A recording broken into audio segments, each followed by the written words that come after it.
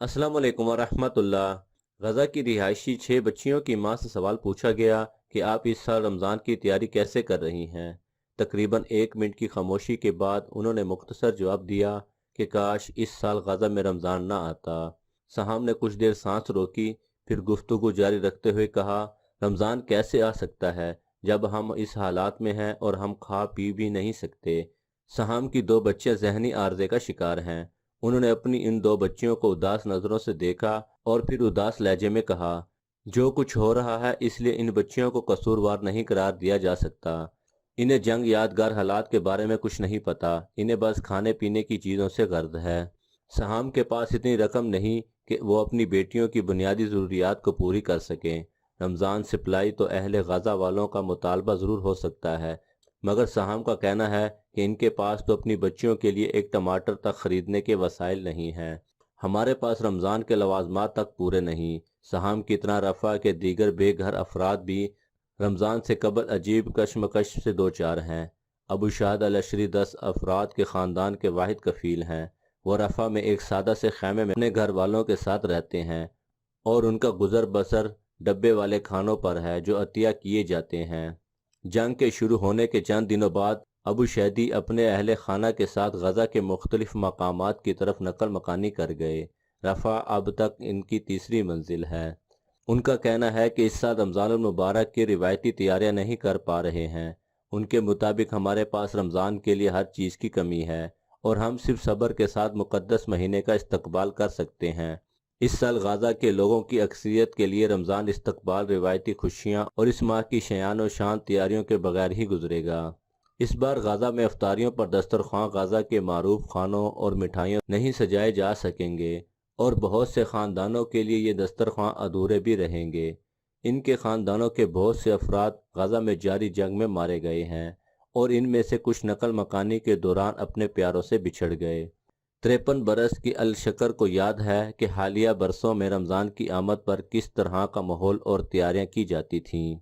उनके मुताबिक हम सजावट करते और जश्न मनाते थे, लेकिन इस साल ऐसा मुमकिन नहीं रहा। इस साल रमज़ान की कोई आसार नज़र नहीं आ रहे हैं और ताजरों के पास डब्बों में बंद सामान के अलावा कुछ है भी नहीं। अगर सब कुछ दस्तयाब भी हो तो हमारे पास इतने पैसे नहीं कि कुछ खरीद सकते। हम रोज़े के लिए सहरी कैसे करें? रमज़ान के महीने में रफ़ा में बेघर अफराद के लिए सबसे बड़ी खुशखबरी यह हो सकती है कि जंग बंदी का ऐलान हो जाए और उन्हें अपने घर वापस की इजाज़त मिल जाए।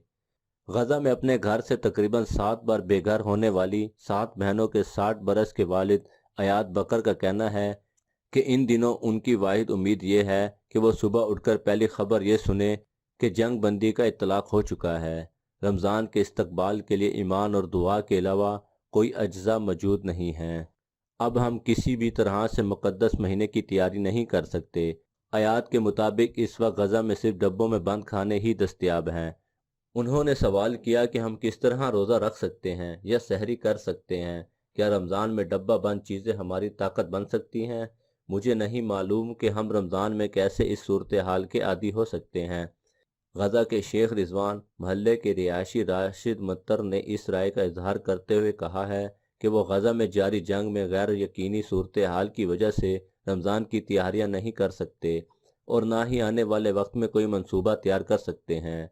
एक ज़राई इंजीनियर और 3 बच्चों के वालिद राशिद मत्तर का कहना है कि मेरा कोई प्लान नहीं है। मैं इस सूरत हाल में कोई प्लान नहीं बना सकता। यहाँ तक कि अगर मैं गाज़ा से बाहर मिस्र और वहाँ से दूसरे ममालिक का सफ़र करने के बारे में सोचूं तो ये बहुत महंगा पड़ेगा, क्योंकि इसलिए मेरे ख़ानदान के हर फ़र्द के लिए तकरीबन $5000 दरकार होंगे और हम 5 लोग हैं। वो बताते हैं कि इस साल इस सबसे ज़्यादा दुख की बात यह है कि नाश्ते के मेज़ान के ख़ानदान के कुछ अफराद की अदम मौजूदगी की वजह से नामुकम्मल रहेगी, जो जंग के हालात की वजह से अलग हो गए थे। मेरे वालिद और वालदा अभी भी शुमाल में हैं और ये पहला मौका है कि मैं रमज़ान के दौरान एक ही मेज़ पर उनसे नहीं मिल सकूंगा। जहाँ तक यूसुफ शबान का ताल्लुक है तो वो भी तकरीबन एक हफ्ते की जंग के बाद शेख रिजवान के इलाके से रफ़ा के इलाके ताल अल सुल्तान की तरफ मुंतकिल हो गए थे। उनका कहना है कि इस साल इनके लिए रमज़ान का माहौल बेहद मुश्किल है, क्योंकि इस पट्टी में नायाब होने वाली अशिया खुर्द नोश की कीमतें आसमान से बातें कर रही हैं। ان کے مطابق ہم اسرائیلیوں اور یہاں کے تاجروں کے ساتھ جنگ لڑ رہے ہیں۔ جب میں بازار میں جاتا ہوں تو بغیر کچھ خریدے صرف چیزوں کو دیکھتا ہوں۔ اس سال رمضان کی کوئی تیاریاں نہیں ہیں، اس لیے سب اللہ پر چھوڑ دیا۔ رمضان سے پہلے جنگ بندی کی امید ہے۔ الاشکر اور رفح کے دیگر بے گھر افراد کو یہ امید ہے کہ ماہ سیام کا چاند اس وقت تک طلوع نہیں ہوگا جب تک کہ کسی عارضی جنگ بندی کا اعلان نہ ہو جائے۔ ممکنہ جنگی بندی خبر گزشتہ دنوں سے گردش کر رہی ہے۔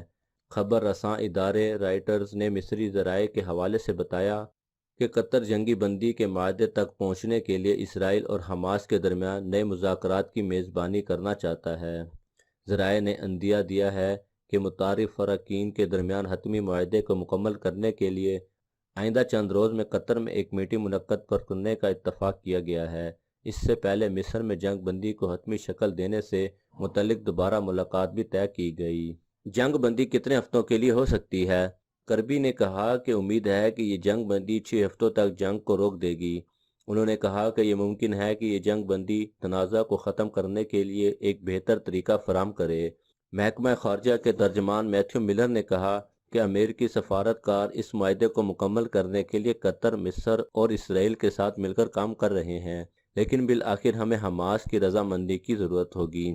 اس سے قبل حماس کے ایک اہلکار نے بی بی سی کو بتایا کہ گروپ کی ترجیحات یرغمالوں کو رہا کرنے کے بجائے جنگ کو روکنا ہے۔ خیال رہے کہ 7 اکتوبر سن 2023 کو حماس نے اسرائیل پر حملہ کیا تھا۔ اس حملے میں 1200 سے زیادہ لوگ مارے گئے تھے اور تقریباً 253 افراد کو انہوں نے یرغمال بنا لیا تھا۔ بہرحال ان میں سے کچھ کو رہا کر دیا گیا ہے، لیکن ابھی بھی بہت سے یرغمالی ان کے قبضے میں ہیں۔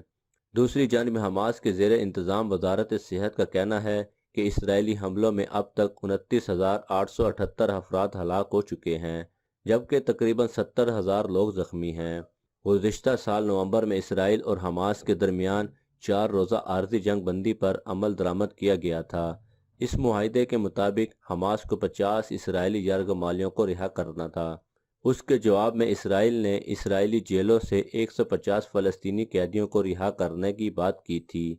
قطر نے امریکہ، اسرائیل اور حماس کے ساتھ مسلسل مذاکرات کے ذریعے اس معاہدے کو کرانے میں بڑا کردار ادا کیا تھا۔ اللہ تعالی ہمارے اسرائیلی بھائیوں اور فلسطین غزہ میں رحمت اور اپنی کرم نوازی فرمائے۔ ہم سب کی دعا ہے کہ اللہ تعالی ان سب کے حالات پر رحم کرے اور ان کو اچھی زندگی دوبارہ سے گزارنے کی توفیق عطا فرمائے۔